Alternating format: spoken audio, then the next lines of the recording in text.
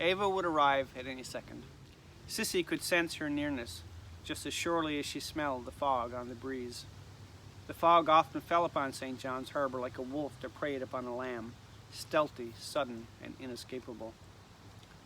With a shudder, she returned to the house, squeezed shut the patio door, and slipped off her sneakers to relish the pad of her naked soles on the hardwood floor. She sat in the living room beside the unlit fireplace, clenched her toes, and within a few seconds the doorbell rang. Before she'd even stood to answer, it rang again. Sissy walked to the door and opened it. Ava stood on the doorstep, grinning large, loaded with baggage, as an orange taxi pulled away from the curb and gave a toot. "I wasn't sure where I put my key," Ava explained, as she bustled across the threshold and dropped her purse, 2 suitcases, and shoulder bag at the foot of the stairs. She wrapped her arms around Sissy before standing back and holding her at a distance to assess her. Ava's glance was distracted by the full-length mirror, affixed to the wall at the bottom of the stairs, beside the deacon's bench. She stared at the looking glass for a few seconds, smiled at her reflection, then returned her attention to Sissy. Sissy noted Ava's black velvet cloak, its hood flattened across her shoulders to display its royal purple lining. She also took note of the forest green t-shirt with the black pentagram, and below it, in gold letters, "My karma ran over your dogma." The silver pendant in the shape of yet another pentagram had been a birthday gift from Sissy, and it pleased her to see Ava wearing it. "I like what you've done with the old man," Ava said in an excited announcer's voice, as if Sissy were a prize winner. "Very rustic." "I haven't done a thing with it," Sissy replied. She took a step back and folded her arms across her chest. No doubt the family home was getting older. The manse, as Ava called it, had become a handful. She'd been letting it go, but now that her sister was here, she regretted the pockmarked siding, cracked basement concrete, and flapping shingles. Through the open door behind Ava, Sissy could see the green picket fence that leaned toward the road in a vain attempt to extract itself from the property, and she had a partial view of the slender maple that reached skyward, likewise thwarted. The sun's rays, refracted through clusters of leaves, blinded Sissy with their diffused, verdant brilliance. "What's that smell?" Ava asked as she shut the door with a backward kick and another glance into the mirror. This time she curled a strand of blonde hair behind her right ear and leaned into the reflection to check her lipstick. "It's like something crawled under the floorboards and died." "I can't smell it." Sissy rubbed her eyes, then blinked as she waited for the floating spots to dissipate. "Well, maybe it's just me." Ava grimaced, then produced a smile. "It's great to see you." "You too." Sissy again hugged her older sibling and wondered when she'd dyed her hair. The Hush sisters had always been brunettes. Still, Ava's hair looked youthful and bright, and Sissy suddenly wished she had at least showered. It's been too long. 2.5 years, first time since Mom's funeral. Ava's eyes glistened as she pulled back to see her sister's angular face.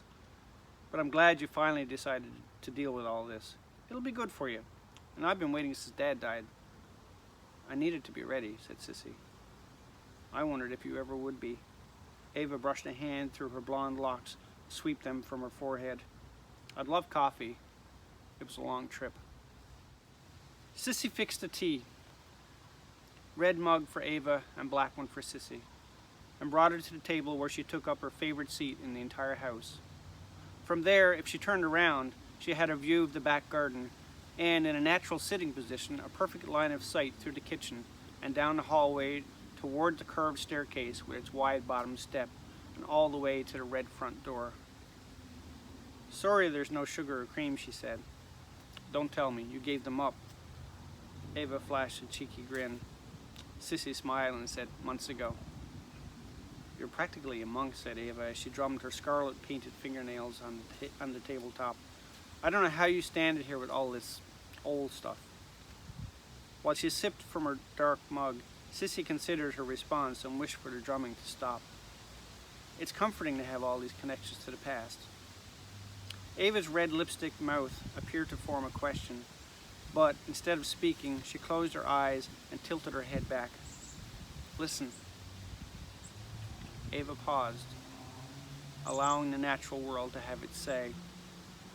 the crick-crack of the walls and floorboards whenever the wind gusted, the long, inquisitive trill of a robin redbreast in one of the trees, and the chitter of a squirrel. It's like discordant music, she smiled. The old place has its charms, Sissy said. Ava composed herself, willing the humor from her business blue eyes. You know I couldn't live here. I'm not in favor of selling, Sissy said as she fingered the handle of her mug. I told you already. But you can't afford to keep it up, not by yourself. Ava sipped her tea. I don't know how you live in this old city. Old, old, old, said Sissy. That's all you ever say about things around here. The house is too old, the city's too old, our father's too old to keep living here. I still think he would have been better off at the old folks' home till the end. We both would have been better off if he'd stayed there. Sissy could feel herself hardening, on the verge of closing herself off and shutting down. But I had nightmares about him, especially after Harry. Well, anyway, now we're deciding this together. It's an old house, Sissy. It's too big for you. You told me yourself you can't afford to run it, financially or otherwise.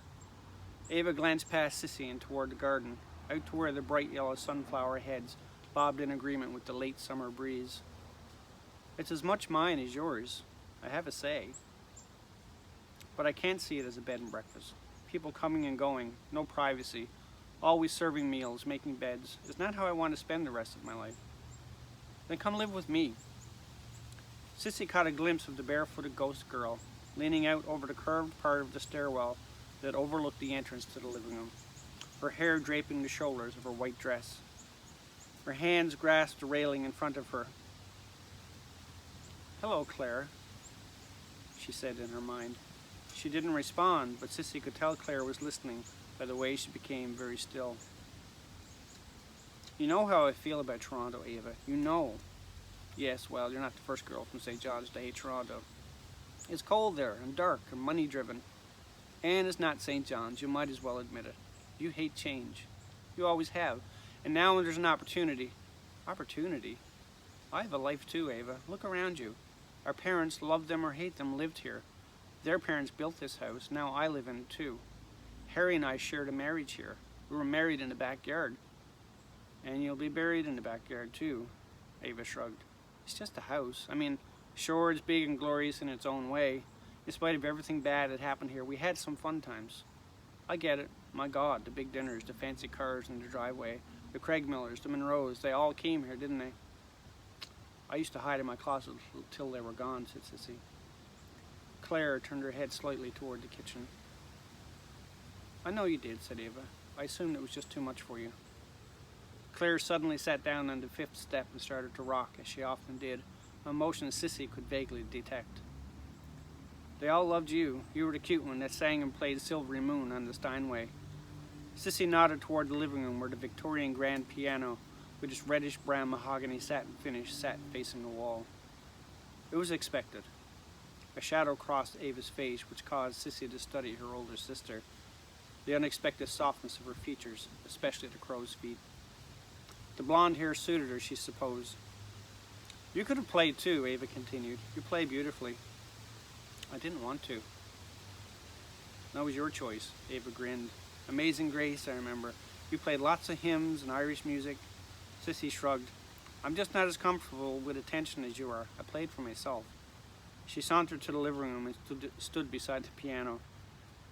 You have even more memories here than I do. Mostly bad ones. Ava turned and watched Sissy as she caressed the edge of the closed key cover of the piano.